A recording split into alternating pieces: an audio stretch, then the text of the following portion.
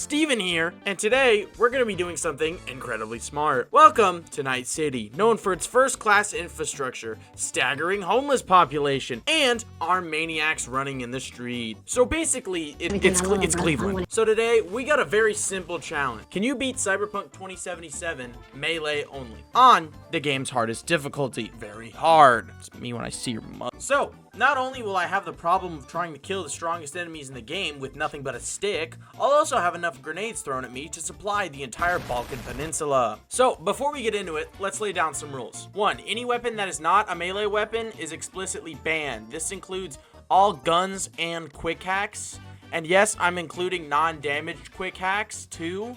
Why? Because what's the fun in beating up a disabled person? Also, I can use the melee function on guns, but I cannot fire them at all. Anyways, rule 2, for some reason, I decided to see how far I could get with just the base cyberware. And yes, that means I will attempt to fight Atom Smasher melee only with this much armor. So let's get into it. At the start, we make our character, and in the spirit of this challenge, I thought I would be getting fucked a lot. So who else than to play the king of fucking himself, Bill Clinton. Pop quiz, how many people are in this photo? Comment your answer down below, and I'll heart it if you get it right. And after a while spent creating the 1-to-1 perfect ratio, it turns out he just looks like Gavin Newsom. God damn it. So, let's begin. For our life path, we're choosing the corporate life path because we can't roleplay Bill Clinton correctly if we're not harassing women in the workplace. Anyways, we get a message from the boss and he tells us that he's managed to acquire the nice feet pics. So we go show Jackie, but we end up getting busted by the feds and now we're unemployed. Yes! Let's go! Now, we actually get into our first mission of the game where we... oh my god, look over there! Hey, wow, look at that, the door's open. After which we head into the building and we immediately get told to drop a guy quietly. The thing is that the lion does not believe in stealth combat. So, after we kill the first guy, we end up attracting more enemies than I think I've ever seen in my entire life. So, I developed the strategy of just chucking grenades and running in between dead spots where the enemies can't go. And after we kill all the enemies, we pull Joe Rogan out of the ice bath before we go ahead and leave and get ambushed in a car chase, where we use some quick hacks. Fuck! I did not break the rules that I set for myself. The driver just did that on his own. I will testify that under oath. Anyways, we go back and we take a quick nap before talking to Jackie. Then we head to the doctor's, but before that, we deal with the homelessness problem, Gavin Newsom style. Then we go meet with my favorite big-boned, not fat, dealer himself, Dexter Deshawn. And he tells us that we need to go get a flathead, but it's currently in possession of the Maelstrom gang, which they're basically just people if they were born from the laptop clit. So, Jackie and I stroll over there, walk in, slap Royce in the face, and I'm finally able to use the knife and machete. And the thing about the knife is that you can throw it. The problem is that the hitbox doesn't work. So anyways, after we fight through Maelstrom HQ, we do some quick recon before discovering the shocking truth. Dexter is fucking fat. I mean, this guy takes up half the couch. I mean, that's almost as big as your mother. Anyways, we head up to Arasaka Tower to go steal a relic. So after we go ahead and do baby's first point-and-click adventure, we head up to Yorinobu's private penthouse to go steal the relic. But after we grab the relic, Yorinobu and the head of Arasaka, Saburo Arasaka, show up, and we get a front row seat to the juicy family drama, where Yorinobu ends up killing Saburo with choking. Anyways, after they leave, we're left with two options to fight our way out. A, become a robot, because I'm about to get charged with battery. Shit, that's not funny. Why am I saying that? Or B, corpse robbing. Nice. So, we begin to hack and slash our way through Konpeki Plaza, but as we continue through the level, we face some extremely tough guards. But luckily for us, they haven't heard of a magical thing called the Circle. Anyways, once we get to the end of the level, in the lobby, they decide to drop a fucking mech on you. And while technically this fight with the mech is optional, and I thought about just running away, I realized Mama didn't raise no bitch. So I went back and beat the shit out of it. After we make it out, we have a quick brush-in with Atom Smasher, and we head out to another scripted driving section. And this is where we unfortunately have to use a gun to kill 3 drones. And this is where I could make the joke that yada yada yada, the run is over. But I'm better than that, and I know you guys want to watch me crack my desk, so after we complete that section, Jackie sadly dies. RIP my boy. So anyways, we head back up to go meet Dexter, just for him to give us a very quick lobotomy.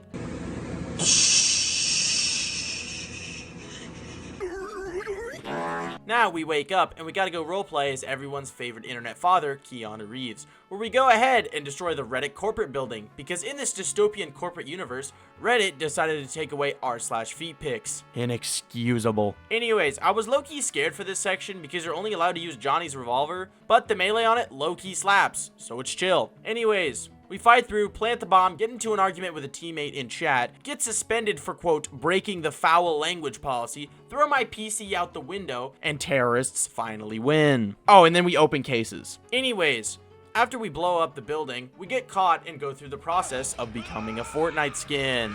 So anyways, we wake up in the garbage dump known as Overwatch 2, where we wake up just to end up back in a car in another goddamn shit. Oh my god, is that Panam's ass cheeks? Look over there. Oh my god, you can see him if you just look over there. Oh my god. Anyways, what were we talking about? Oh, right. We had to a doctor just to get told, in fact, that we do have AIDS. So we're doing what anyone else would do. Spread blood on your bullets so that way you can infect the entirety of Night City with AIDS? No. What? No, why would I do that? Why? After our AIDS fiasco, we go talk to Takamura about the conscience in our head, and he basically gives us two leads. We can either go find Evelyn, who gave us the job, or B, we can go track down a guy named Anders Hellman. So, after our meeting, we politely go borrow a car and go drive out to go buy a new knife. In the last mission, Johnny recommended to us that we go talk to Rogue in the afterlife. So we head on over there just to realize that we're broke. Hold on, 1 second, please.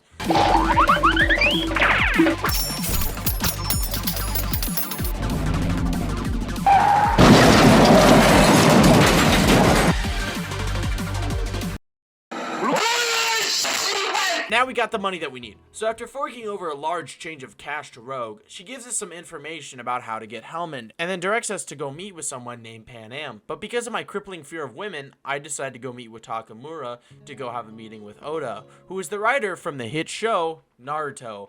That's a hashtag funny joke for any of you anime autists out there. He's also the bodyguard for Hanako Arasaka, who's Saburo's sister. And he also has the worst haircut I've ever seen in my entire life. And he tells us to fuck off. And that we are, quote, lucky that we are alive right now. So after we struck out with Oda, we talked to Judy to get some info about where Evelyn is. And she tells us to go to the Clouds nightclub. So once we get there, you know you have AIDS, right? What? What are you talking about? I don't have AIDS. You have AIDS. That'd be crazy if I had AIDS. But before we head in to go ask for information, we're told that we have to go deposit our weapons. So after that, we head in, skip a bunch of dialogue, and we figure out that we need to head upstairs to go meet with some guy. I forgot his name. But there's no way to get up there without a VIP card. And while we could do things the diplomatic way, I already threw this knife into this guy's head. So, as we continue to fight our way up, we run into a little bit of a predicament. As in this stupid fucker right here somehow manages to keep dodging my knives. And you may ask me, how do we solve this problem? Well, we approached it from behind and dealt with it English style. On guard, bravado, good spot, God. Anyways, after we clear through the waves of enemies Brexit style, we get some information about Evelyn's whereabouts and figure out that she's been sold to a kid named Finger. Walter, put your dick away, Walter. I'm not having sex with you right now, Walter. Anyways, after a quick detour to go grab Jackie's bike, we finally go meet with Panam. And what was I talking about again? Oh no, my bike, no! Anyways, we agree to go help Panam get her car back. But in order to do that, we need to go steal it from the people who stole it from her. And originally, I thought this mission was gonna be absolutely terrible, but after I finished it, I had to double check that I was not in fact on easy mode because this shit was trivial. However, I agreed to do the optional second encounter because, you know, I thought, you know, it can't be that bad. Right? Right? Dude, Panam. So many. No! Oh my god. So after that fiasco, we go back with Panam to finally go grab Anders Hellman. Where after being told that our cock sucks by Johnny, we have to sadly go fire some more shots to take care of some drones on the way to the electrical tower. But I've already thrown the integrity of this run out the window anyways, so who cares? So after we bring down the AV, I have a stroke trying to figure out how to turn it off, just to realize all you have to do is go run up and go press the button. God, I'm an idiot. And after we head up to a mall to go get Hellman, we finally get him, and we get ran over by a car before interrogating him about the chip we have in our head. And basically, he tells us is that we're fucked. As in, the chip is going to take over our body, and we will eventually turn into Keanu Reeves. Now, is that the worst thing in the world? No, there are definitely worse things that could happen. For example, getting in. So, Walter, here's what you're gonna do. You're gonna head over to a kid named Finger's clinic. You're gonna politely take care of the people at his door. Then, you're gonna go up with Judy, and you're gonna go ask him about Evelyn. Then, now, once you're done, then, and only then, can you grab your nearby pipe and start beating the guy to death, Walter. Next step, we go meet Takamura to go give the security system a little bit of AIDS. Why? No clue. Don't care. Doesn't matter. And after we get finished for that, we see Yorinobu on the TV explaining to us in a very interesting way that I honestly wasn't paying attention into, so here's some brain rot instead. Anyways, after that, we meet up with Judy to go find Evelyn, and after doing a little bit of digging and a brain dance, we're able to find Evelyn's whereabouts. And we go down to go storm the place to go get her, which goes surprisingly well, as in I died only once due to my own stupidity. Then, once we finally make it to Evelyn, we rescue her and bring her back to Judy. And after we finish the mission, we get a potential lead from Judy, where we go ahead and we go meet with the Voodoo Boys. But before going to go do anything with him, we get a little time to kill. Before I get a new message on my phone. What's this? Oh, it's a message from Takamura. That's not Takamura. Steven here. Have you ever wanted to know what it feels like to get hit with a metal bat? Have you ever wanted to know what it's like to be hit in the shins with 2 razor scooters? Well, you can get all that feeling and more at Arasaka Plaza. You see, because in my infinite wisdom, I figured the best way to get in was to just knock on the front door really politely. The problem is there's a fucking mech patrolling the courtyard, and if you peek your head at this thing for longer than 3 seconds, you die. Plus the fact that the entire building that I have to take shelter in is made out of fucking glass, so there's only 2 places to hide, and trying to rely on knife chip damage takes forever. Oh, but that's just the start. Once you get into the warehouse, it's filled with sniper elites who also have quick hacks. So no matter where you are, you will always be getting quick hacked. Oh, did I mention the sniper elites also have dashes? So they're extremely hard to hit with knives, and they can basically one-shot you with your sniper. God damn this section, this shit absolutely sucks. Even with me chickening out and just taking the basement to get to the warehouse, this shit still took forever, mainly because of the sniper elites. But after much longer than I'm willing to admit, we upload the virus and skedaddle right on out of Arasaka Plaza. Now, we head on to the parade mission, and let me just say, I thought this was gonna be terrible. But getting the first 2 snipers was not bad at all. Now, the third one, on the other hand, was just a little bit difficult. But if I had to put it on a scale in between getting a paper cut and accidentally clamping your balls in the door, I'd probably put it somewhere around accidentally hitting your knuckle on a doorknob. Mainly because the game wouldn't save correctly, so I had to do the 3rd sniper encounter a couple times. But after a while, it fixed itself. But now, on to the main cancer of this mission, which is Oda. And when I first went into this fight, I was thinking, oh, it can't be that bad. Yeah, I got fucked so hard, it made me want to lie under oath. Now, the key to beating this fight lies in control. I'm not kidding you. You're just gonna press control. You gotta be dashing every 5 seconds, mainly because Oda is super fast and he can 2-shot you. So the trick is to run away and just chuck knives and grenades at him while he's behind you. Then, once you get him to about 50% health, he'll start hiding to go find places to heal. And while he's healing, you can take advantage of that, and you can always hit knife headshots and close-up max damage grenades. So you always leave those encounters with Oda bleeding or poison. That way, you get damage over time. And if you keep dashing and sprinting away from him, eventually you'll be able to beat him. Now, our prize for beating him, however, is the One Piece, the Jinshimaru, which is actually a really good sword. So after we escape, we get a call from Takamura telling us to go meet with Hanako. So we head into the building to go tell Hanako the truth, that Yorinobu killed Saburo. Now, she immediately dismisses the claim before we immediately get raided by the ATF, because they got a tip that we had a dog.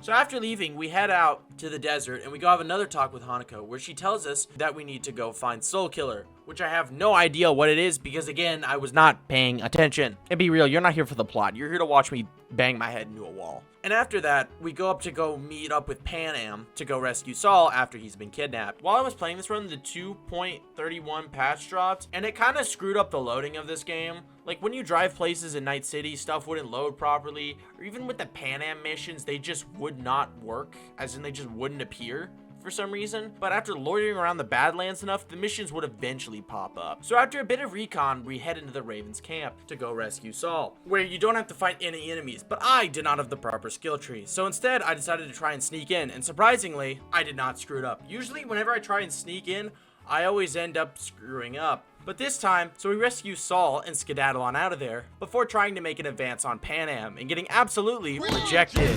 Now, after we take a quick detour to go grab a new knife, we finally go ahead and talk to Placide, but not before running into DJ Khaled. Before we go ahead and meet with Placide, and after a little rundown, he tells us that in order to talk to Brigitte, who we need to talk with about the chip, we need to go run a little errand for him, which involves cleaning out a mall. And let me just say, this mission is absolutely awful, because there's so many enemies that have such little health constantly shooting at you, and there's elites that come at you so incredibly fast and are unbelievably tanky and can kill you in 3 hits. So it makes me a little angry. Oh no.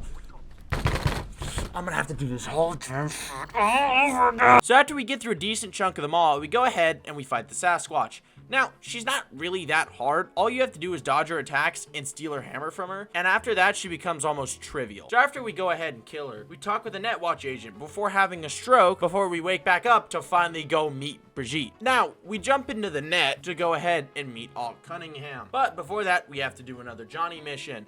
And we learn that Alt was in fact Johnny's lover, but she got kidnapped. So while we're on our way to go get her, we go ahead and we get into another damn car section. God damn it. Now, I originally had some hope for this because you can kill the first 2 cars with just melee attacks, but the 3rd car you have to shoot because if you don't, it'll kill you every single time. So there's another shot required. Now, after we do this, we go ahead and we meet Alt in the net, and she basically gives us a rundown about how we're gonna get Johnny out of our brain. So after that, we go ahead and get out of the net, where we have an option to kill all the voodoo boys. But because I was on hour 25 of this challenge, I decided I didn't want to do that. So I just left. Yeah, call me a bitch all you want. I can see you writing your angry comment down below. Okay, you go ahead and try the Arasaka Plaza mission, bro. You just do it. Now, we could progress straight to the end, but there's no fun in that. So we go ahead and go with Panam to go steal a basilisk. And yes, you probably see where this is going now. Now, stealing the basilisk itself is very easy, and overall, the mission is really easy. So we progress on to the next mission where you go with Panam and the basilisk. And I can confidently say I did not have sexual relations with that woman. And yes, I did do this entire section just to make that joke. Yes, I could have probably beaten the game in less shots if I took the non-Panam route. You have to use a gun 4 times to beat the game versus Panam's route that bumps that all the way up to 7. But it's funny, okay? It's really funny. That's why I did it, so you can laugh. Anyways, after this, we're ready to take on the endgame, where we go meet Hanako at Embers, and she tells us that the only way to get Johnny's Fortnite conscience out of our head is to storm Arasaka Tower and run all the way to the basement to go upload Johnny as a digital conscience to the metaverse. So we decide to go with Panam, and the only cool thing I have to say about this section is it was basically like playing Doom Eternal again, because I finally unlocked the path in the tech tree that allows you to do distance finishers with knives. So that's literally the only interesting part about this. Blah, blah, blah, explosion, explosion, blah, blah, blah, running over the basilisk, blah, blah, blah. A little knife combat later, we finally make it to the end of the game, and Atom Smasher. And there's a reason they call him Atom Smasher, because my balls are about to be smashed, hydraulic press style. Now, once we start the fight with Smasher, Saul immediately gets his head turned into a puddle. But luckily for us, thanks to Saul, we only have to start this fight at about 80% health. But that doesn't really make it any easier. At all. Gee, the thing about Smasher is not only is he insanely fast, he can also kill you in less than half a second. And he has a Sand Devastant, and the max amount of damage your knives will do to him is a whopping 100 damage, and that's with a headshot. Now, after trying to fight him directly for a bit and basically bashing my head into the wall, I eventually developed a strategy, and that strategy is to again not stop pressing control. And I mean that legitimately. Just run around the arena and throw knives at Smasher. Now, because Smasher is so fast, the only reliable way to keep track of him is using your radar, because sometimes he'll decide to teleport in front of you. So if he does that, immediately dodge back and run away, because if you get near him, you die. Now, the best time to lay in damage on him is when he's using his turret attack, because that's the best time to throw your grenades at him, which deal maximum damage if you can get them close to him. And they also bypass his super armor. Now, once Smasher gets to about half health, he's gonna start using micro missile attacks. And my advice for these things is just to run and pray, because these things will one-shot you if you're not careful. But other than that, this fight is just a massive endurance test to see how much you can press control without losing your mind. I'm not kidding you, it takes 15 minutes just to be able to kill him. But after we finally beat him, and once we've given him our sales pitch about square tires, we give him a lobotomy and send him to the worst hell known to man, the Joe Rogan podcast. So after we kill Smasher, we head over to the Fortnite servers and send Johnny back to Fortnite. And we finally beat the game. I know this is not possible, but the minimum amount of shots it takes is 4, but because I'm an idiot, I decided to do 7. Why? Because it's funny, so laugh! Anyways, I wanted to thank you for watching this video. Shit takes a while. I'm really sorry, but if you enjoyed it, be sure to like and subscribe. I'll see you next time where I do something maybe involving a steering wheel. See ya.